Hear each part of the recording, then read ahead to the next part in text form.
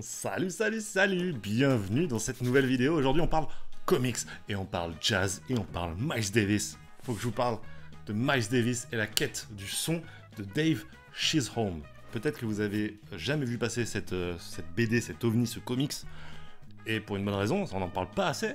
Donc je suis là pour rétablir les choses, parce que c'est une excellente BD. Miles Davis, si vous connaissez pas, évidemment, jazzman formidable, trompettiste absolument virtuose, et surtout un des fondateurs de tellement de variétés de jazz.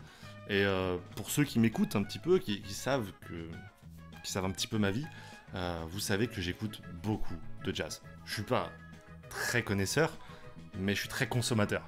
J'écoute vraiment beaucoup de jazz, plus du saxophone. J'avoue que je suis plus Charlie Parker, John Coltrane. Voilà, c'est vraiment mes artistes de cœur. Mais Miles Davis, c'est bien le seul trompettiste que j'écoute. Je trouve ça absolument fantastique ce qu'il a fait. Et quand j'ai vu qu'il y avait une BD sur Miles Davis qui était sortie, il fallait que je comprenne qu'est cet ovni. Personnage hyper complexe, on va le voir dans la BD. Parfois un peu virulent, mais il a une quête. Et en fait, quand tu comprends ça, tu comprends toute l'histoire de ce gars-là. Donc, il faut que je vous parle de Miles Davis et la quête du son, avec une préface de Erin Davis. Donc, génial, ça prouve que c'est un petit peu validé, quoi. L'auteur nous précise deux choses. La première, c'est que pour lui, c'est une suite d'un autre bouquin qu'il a fait sur Charlie Parker qui s'appelle Chasing the Bird. Et deuxième, il dit pas que c'est la vérité, toute cette histoire, mais en tout cas, c'est basé sur les autobiographies, notamment les interviews, toutes les recherches, et en gros, ce qu'a dit Miles Davis de sa propre vie. Donc, c'est documenté, mais sur ce qu'un homme veut bien raconter de sa vie. Donc, probablement un petit peu poétique, un petit peu romancé, quoi. Voilà pour l'avant-propos. Miles Davis et la quête du son. On va suivre donc Miles Davis qui, lorsqu'il atteint un certain âge, va aller voir le médecin qui va lui dire « Écoutez, vous avez un problème à la main. Donc, la trompette, pour l'instant, c'est mort.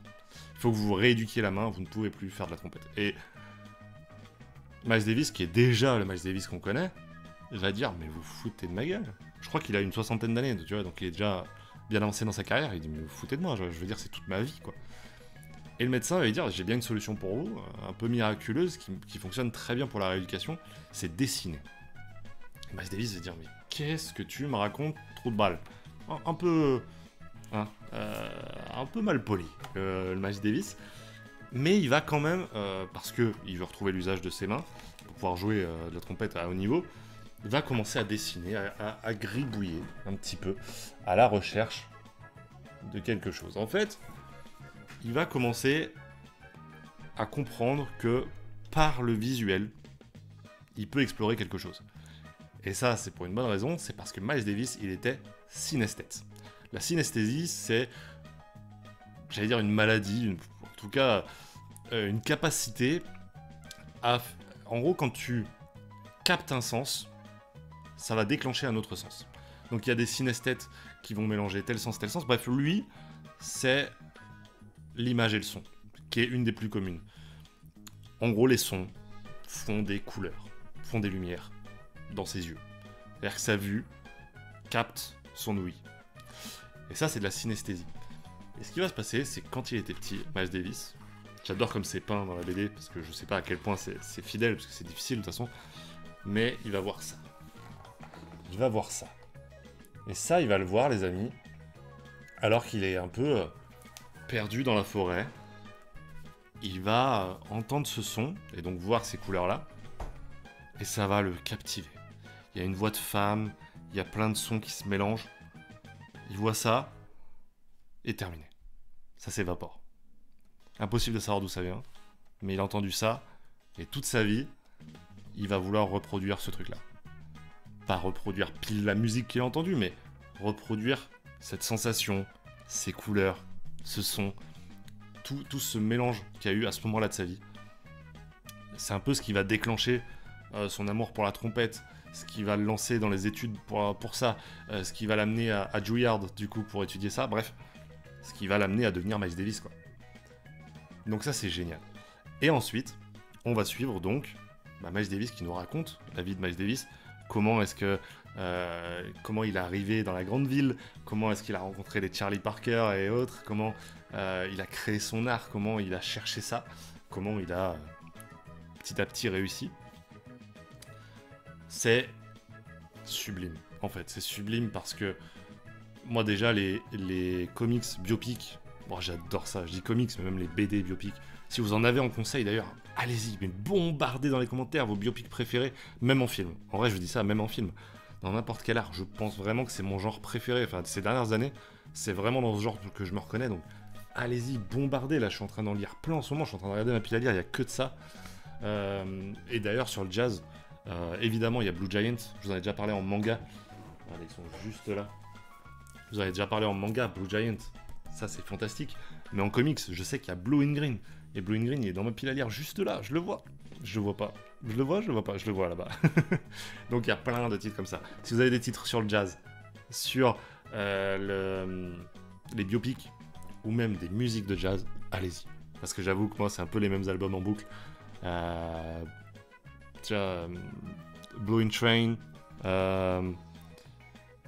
évidemment Kind of Blue, Miles Davis. C'est des albums que j'écoute en boucle. Donc allez-y, foncez sur les conseils. Bref, l'aparté a été faite. Est-ce que c'est bien Miles Davis? Franchement, c'est une superbe BD, éditée chez Glénat. Et je trouve qu'elle n'a pas trouvé sa voie parce que t'as l'impression qu'il faut être un peu passionné par le jazz pour la lire. Et c'est peut-être le cas. Pas passionné, moi t'as vu, je suis pas passionné, mais je suis passionné par les petites histoires. Les petites histoires des grandes figures. Je trouve ça fantastique, je trouve ça incroyable de comprendre comment fonctionne le cerveau d'un artiste comme Miles Davis. Ce nom qu'on a tous entendu, même si vous écoutez pas de jazz, Miles Davis, c'est peut-être le nom qu'on retient quand on parle de jazz. Je trouve ça génial, quoi. Et c'est une figure vraiment complexe. Elle est romancée, mais elle est pas parfaite, cette figure. Le but, c'est pas de faire de Miles Davis une personne hyper attachante, hyper adorable, pas du tout. C'est un personnage assez violent, c'est un personnage qui touche à des substances, c'est un personnage qui parle mal, c'est un personnage qui va souvent tomber malade. C'est pas du tout un personnage parfait, et le but, c'est pas de vous inviter à après écouter du Miles Davis. Évidemment, quelque chose qui est fait, d'ailleurs, il faut le préciser, c'est qu'il y a un QR code dans la BD pour écouter, évidemment, une bonne playlist en même temps que vous lisez le bouquin. Je sais plus si elle est au début ou à la fin, je crois que je m'étais fait la réflexion que c'était con de la mettre à la fin. Ouais, c'était à la fin. Accompagnez votre lecture en musique avec la playlist de la BD. Bon, je sais pas pourquoi c'est sur la dernière page, parce que je trouve ça assez fou de faire ça. Pourquoi? Je vais dire, si j'arrive à la dernière page, c'est que je l'ai lu, la BD. Tu vois, c'est un peu bizarre de faire ça. Alors, en tout cas, voilà, sachez-le, si vous partez dessus, allez sur la dernière page, scannez le QR code, c'est toujours agréable. Moi, je lis beaucoup en musique, des musiques sans paroles, ce qui correspond vachement bien au jazz, en l'occurrence. Et du coup, moi, j'ai écouté ma propre playlist pour lire ça, et le moment était génial, fantastique. Voilà.